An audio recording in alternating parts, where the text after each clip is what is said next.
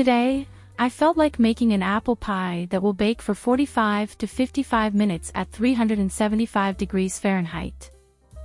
I have 4 small Granny Smith apples and 2 large Gala apples. I have found that these apples hold up well. I peeled and cut the apples into large slices. I add 2 tablespoons of cinnamon, 1 tablespoon of flour, and 1/4 cup of sugar. You can add more cinnamon if you wish. I toss the apples well so that all of the slices are covered with the sugar, cinnamon, and flour. The flour will act as a thickening agent for the juices from the apples, as they bake inside the pie crust.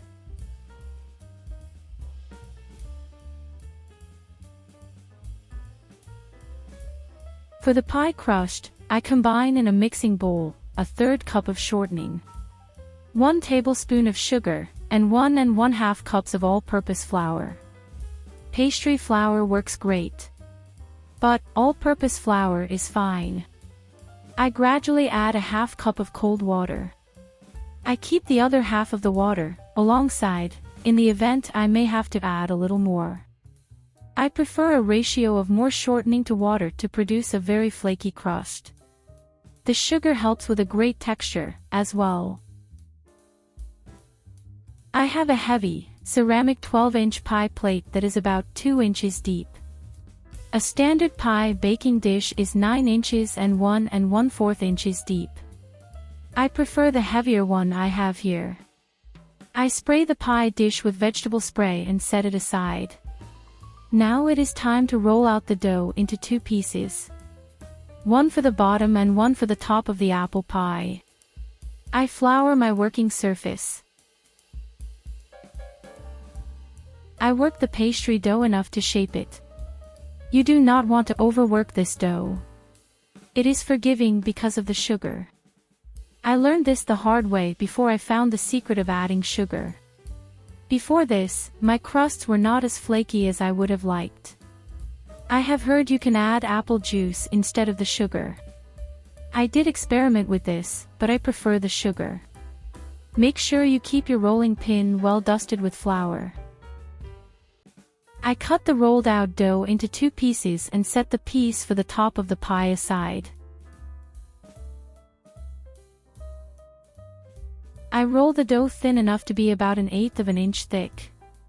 Don't panic, however, if you cannot grab the dough up from the surface in one piece. This is where the forgiving comes in. If the dough tears, you can still piece the pieces together, because of the sugar. As the crust cooks, the sugared dough melts together. But, just before you place the pie into a 375-degree, preheated oven, you will paint on an egg wash. The egg wash acts as a sort of glue. Any places on the crust where you had to patch a tear, seal smoothly together. I manipulate the pie dough as I line the baking dish. Just go slowly. You will be fine. Take any pieces and work them along the walls of the dish. Patch any open spaces by using your fingers to make the crust smooth.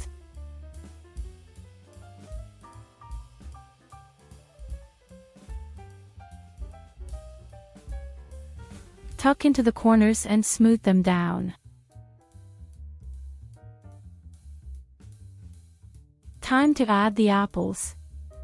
I give them another toss before I place them into the pie dish because the sugar is creating juices in the mixing bowl. Once the apples are added, I gently shake the apples to settle within the baking dish. I grab the butter and cut about a tablespoon. I will then cut the tablespoon of butter into small chunks and place the chunks around the top of the sliced apples.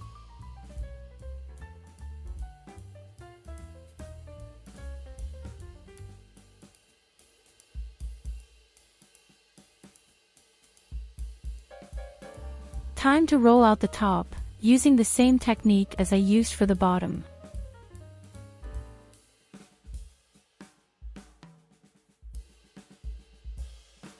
On goes the top and I gently work the top crust along the edges and be sure that the top and bottom crusts are sealed together with a fork.